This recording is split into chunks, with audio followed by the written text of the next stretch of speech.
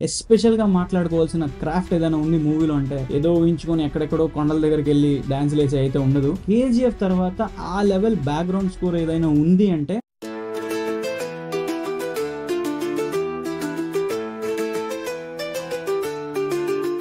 హే folks, ఎలా ఉన్నారు? బానే ఉంటారు మీరు. 'సరిపోదా శనివారం' మూవీ రివ్యూ మాట్లాడుకుందాం.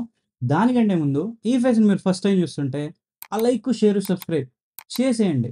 ఎందుకంటే యూట్యూబ్‌కి ఒక ఆల్గోరిథం ఉంటుంది. సబ్స్క్రైబ్ చేస్తేనే అన్ని వీడియోలు చూపిస్తుంది. అంతేగాని ఎవరికి పడితే వాళ్ళకి చూపించదు.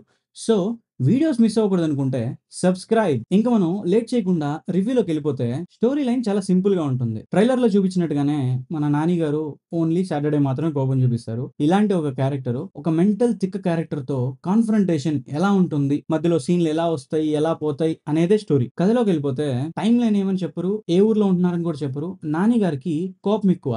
సో, ఆ కోపాన్ని అమ్మకిచ్చిన మాట ప్రకారం ఓన్లీ సాటర్‌డేనే చూపించాలి. ఆ సాటర్‌డేనే కోపం చూపించే ప్రకారంలో ఈ మెంటల్ కాప్‌కి మన హీరోకి కాన్ఫ్రంటేషన్ ఎలా ఉంటుందనేదే స్టోరీ. మన 'ఎస్‌జే సూర్య' గారు సోకులపాలెం అనే ఊరిని టార్చర్ చేస్తూ ఉంటారు.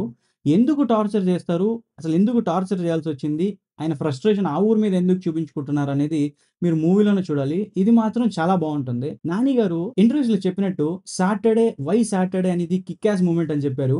నాకైతే ఎస్పెషల్‌గా వై సోకులపాలెం అనేది మాత్రం కిక్ యాస్ మూమెంట్. రిలేట్ అయిపోతాం మనం.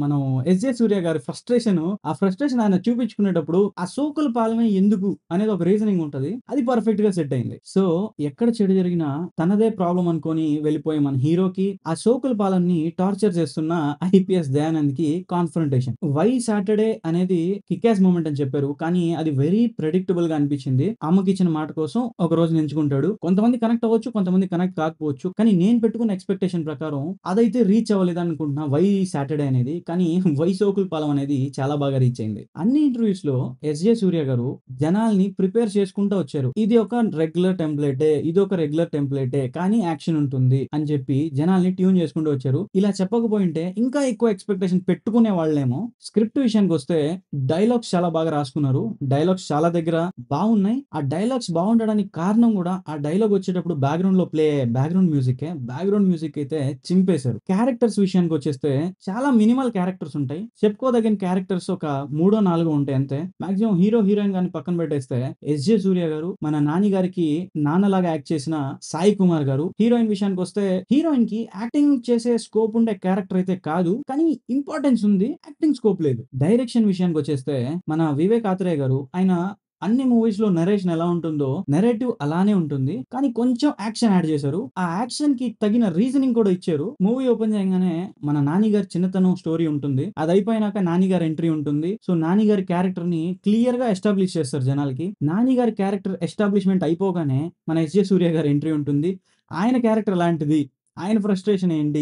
ఆయన ప్రాబ్లమ్స్ ఏంటి? అనేది క్లియర్‌గా ఎస్టాబ్లిష్ చేస్తారు. దానివల్ల మనం హీరో క్యారెక్టర్‌కి కనెక్ట్ అవుతాం. మన 'ఎస్‌జే సూర్య' గారి క్యారెక్టర్ కూడా చాలా బాగా కనెక్ట్ అవుతాం. స్క్రీన్ ప్లే విషయానికొస్తే స్క్రీన్ ప్లే కూడా చాలా బావుంది. ఇలాంటి యాక్షన్ మూవీకి ఎలాంటి స్క్రీన్ ప్లే ఉండాలో అలాంటి స్క్రీన్ ప్లేనే ఉంది. ఇంకా పెర్ఫార్మన్సెస్ విషయానికొస్తే నేచురల్ స్టారా నాని అనుకునే వాళ్ళకి ఈ మూవీతో ఆన్సర్ చెప్పేస్తారనమాట. నెక్స్ట్ 'ఎస్‌జే సూర్య' గారు. 'ఎస్‌జే సూర్య' గారు ఆ ఐపీఎస్ దయ సీఏ క్యారెక్టర్ వేయకపోయుంటే సినిమా ఇంత బాగా వచ్చుండేదే కాదు. ఎక్సలెంట్‌గా చేశారు 'ఎస్‌జే సూర్య' గారు. మీరు 'నాని' గారి కోసం మూవీ ఒకసారైతే ఖచ్చితంగా చూడొచ్చు. కానీ 'ఎస్‌జే సూర్య' గారి కోసం 3 సార్లైనా చూడొచ్చు మీరు మూవీని. అంత బాగా యాక్టింగ్ చేశారు. 'ప్రియాంక అరుల్ మోహన్' హీరోయిన్ ఉండాలి అన్నట్టు కాకుండా కొంచెం ఇంపార్టెన్స్ ఉంది క్యారెక్టర్‌కి. కానీ యాక్టింగ్ స్కోప్ లేని క్యారెక్టర్. 'ప్రియాంక అరుల్ మోహన్' కాకపోయుంటే ఇంకెవరైనా ఓకే అనే రేంజ్‌లో ఉంటుంది క్యారెక్టర్. ఇంకా నెక్స్ట్ మెయిన్ క్యారెక్టర్ వచ్చేసి 'సాయి కుమార్' గారు.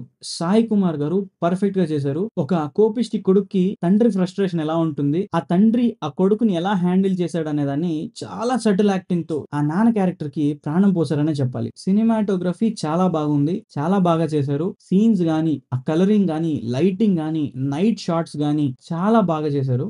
సో, డీఓపీ కూడా చాలా బావుంది. ఎస్పెషల్‌గా మాట్లాడుకోవాల్సిన క్రాఫ్ట్ ఏదైనా ఉంది మూవీలో అంటే అది మ్యూజిక్ అండి. బ్యాక్‌గ్రౌండ్ స్కోర్ గాని, సాంగ్స్ ఏమి ఉండవు మూవీలో. అంటే అన్ని బ్యాక్‌గ్రౌండ్‌లో రన్ అయ్యే సాంగ్స్ ఉంటాయి. లవ్ సాంగ్ ఒకటుంటుంది. అది కూడా బ్యాక్‌గ్రౌండ్‌లో రన్ అవుతూ ఉంటుంది. ఏదో ఊహించుకొని ఎక్కడెక్కడో కొండల దగ్గరికెళ్ళి డాన్స్‌లేసి అయితే ఉండదు. యాక్షన్ మూవీని యాక్షన్ మూవీ లాగే తీశారు. 'కేజీఎఫ్' తర్వాత ఆ లెవెల్ బ్యాక్‌గ్రౌండ్ స్కోర్ ఏదైనా ఉంది అంటే అది 'సరిపోదా శనివారం' బ్యాక్‌గ్రౌండ్ స్కోర్ అనే చెప్పాలి. జేఎక్స్ బిజాయ్ గారు 100కి 200% న్యాయం చేశారు. న్యాయం న్యాయం కాదు, సినిమాని నిలబెట్టేశారు బ్యాక్గ్రౌండ్ స్కోర్ తో. అంత బాగుంటుంది బ్యాక్గ్రౌండ్ స్కోర్. దసరా మూవీ కంటే సరిపోదా శనివారం మూవీ చాలా బాగా నచ్చింది. మూవీ స్టార్ట్ అయినప్పటి నుంచి ప్రతి డైలాగ్ కి, ప్రతి సీన్ కి మూవీలో ఏదో ఒక దగ్గర పే ఆఫ్ జరుగుతూనే ఉంటుంది. పే ఆఫ్ జరిగినప్పుడు అది పే ఆఫ్, ఆ సీన్ కి పే ఆఫ్ ఇదని మీకు ఖచ్చితంగా అర్థమవుతుంది. అది కూడా చాలా బాగుంది. నిజం చెప్పాలంటే మిస్టర్ బచ్చన్ మూవీ చూస్తున్నప్పుడు ఫస్ట్ హాఫ్ అన్ అవర్ లోనే చాలా మంది లేచి వెళ్ళిపోయారు. కానీ ఈ మూవీ 3 అవర్స్ ఆడియన్స్ ని కట్టి పడేశారని చెప్పాలి.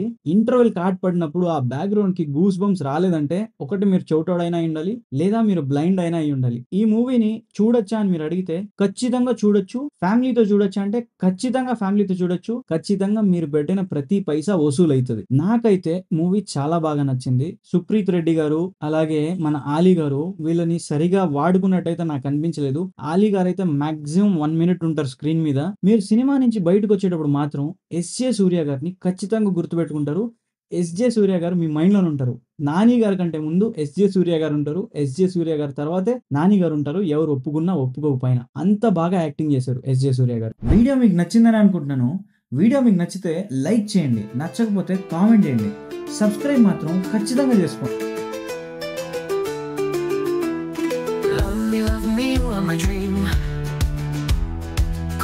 Greet me, never a scheme. Miss me, just say you stay. Hold me close, don't slip away. Smile at me with those bright